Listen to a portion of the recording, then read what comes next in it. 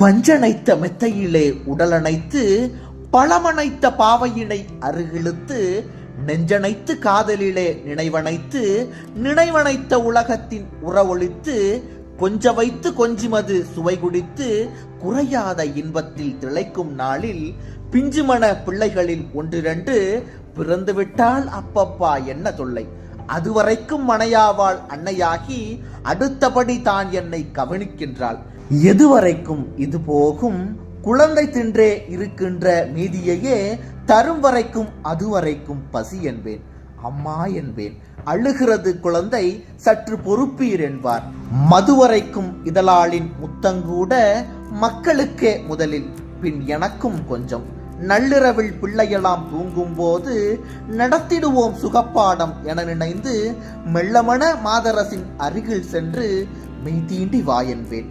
அவளும் நெஞ்சம் உள்ளவள்தான், ஆகையினால் எழுவாள். பிள்ளை துள்ளி எழும் ஓலமிடும் தோல்வி தோல்வி, கல்லணையோர் தேள்கடித்த கதையும் காதற் கதை நடுவே பிள்ளையெழும் கதையும் ஒன்றே. சின்னேரம் பொறுத்திருப்பேன். அன்னை அந்த சிறுகுளவி தனையாற்றி தூங்க வைத்து பொன்னடியை மெல்லெடுத்து வருவாள். காதல் பொறுக்காமல் தாவியவள் இதழணைப்பேன். தன் நினைவை மறுக்குங்கால் மீண்டும் பிள்ளை தாவி வரும், கூவியலும் அம்மா என்னும். என் நிலையில் நான் இருந்த போதும் என்னை இடுப்பொடிய தள்ளிவிட்டு மகனை பார்ப்பாள். முத்தமிட போவேன் நான், பிள்ளை வந்து முட்டாதே கொன்னிடுவேன் என்னும். காதல் முத்தத்தை முட்டுதலாய் நினைக்கும் பிள்ளை முக்காடு போட்டு தன் தாயை காக்கும்.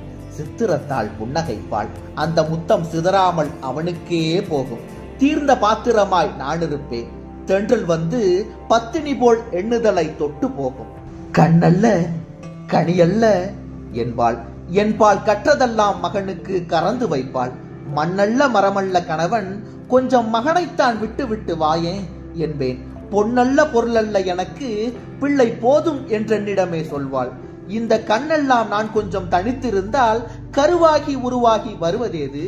காதலுக்கு வழி வைத்து கருவை சாத்த கதவொன்று கண்டறிய கவிஞன் சொன்னான். காதலுக்கு வழி வைத்து கருவை சாத்த கதவொன்று கண்டறிய கவிஞன் சொன்னான். காதலுக்கே கதவாகி பிள்ளையெல்லாம் கதவடைப்பு செய்வதனால் தானே சொன்னான். வேதனைதான் மெய் தீண்டி மகிழுதற்கு வேண்டும் ஒரு பிள்ளை என தவங்கிடந்தால் சோதனைக்கு வந்தது போல் வந்த பிள்ளை துண்டித்து போட்டதடா காதல் வாழ்வை. மெய் தீண்டி மகிழுதற்கு வேண்டும் ஒரு பிள்ளை என தவங்கிடந்தால் சோதனைக்கு வந்தது போல் வந்த பிள்ளை துண்டித்து போட்டதடா காதல் வாழ்வை. மனைவி எனில் மனையென்றே இருக்க வேண்டும். மகன் வந்து அன்னையென மாறிவிட்டால் திணை விதைத்து வினையறுத்த கதைதான். அப்பா சிறுதுளியும் அவள் நெஞ்சம் நமக்கென்றில்லை.